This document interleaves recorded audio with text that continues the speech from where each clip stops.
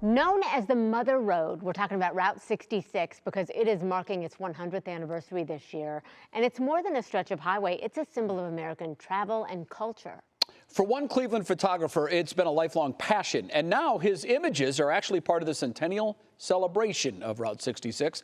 Our Mike Polk reports on how this photographer's work ended up on U.S. postage stamps.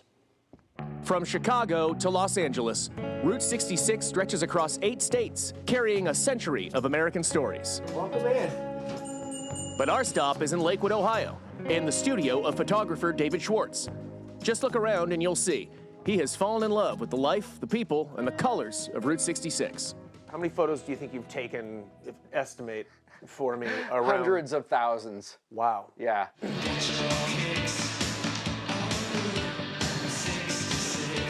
His fascination with the iconic road began 22 years ago after hearing a remix of the song Route 66 by Depeche Mode. Schwartz cites this fortuitous musical moment as the nexus of his longtime passion.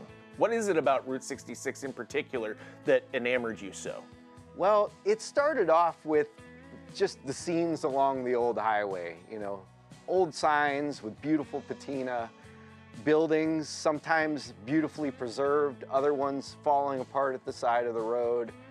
His work eventually caught the attention of the U.S. Postal Service. One morning the phone rings and I pick up the phone and the lady on the other side says, "I represent the United States Postal Service.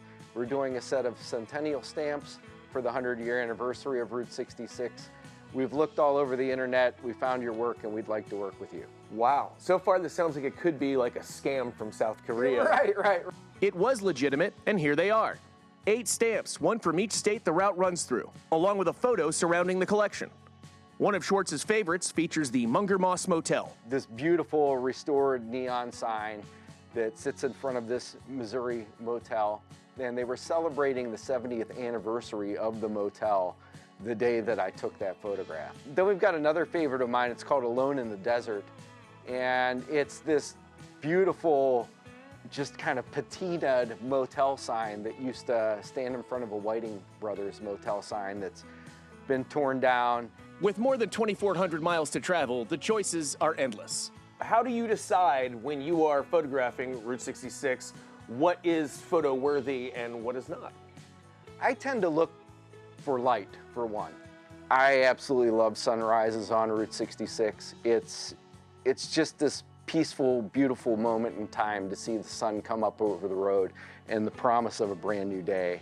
This is Mike, fantasy road tripping via picturesque postage stamps for 3 News.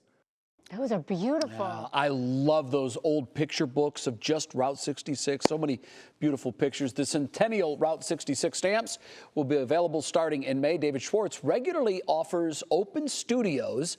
So go to pics on route66.com for all the details. I'm sure you'll find many beautiful images there. It is such a romantic road. It is. Because that really was how Americans traveled west.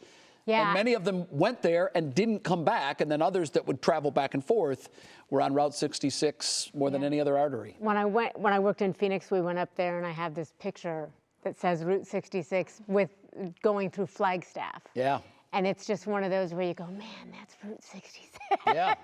From everything. Iconic. From history, yes, it is. But some of those pictures were stellar. Pretty neat. So very nice job.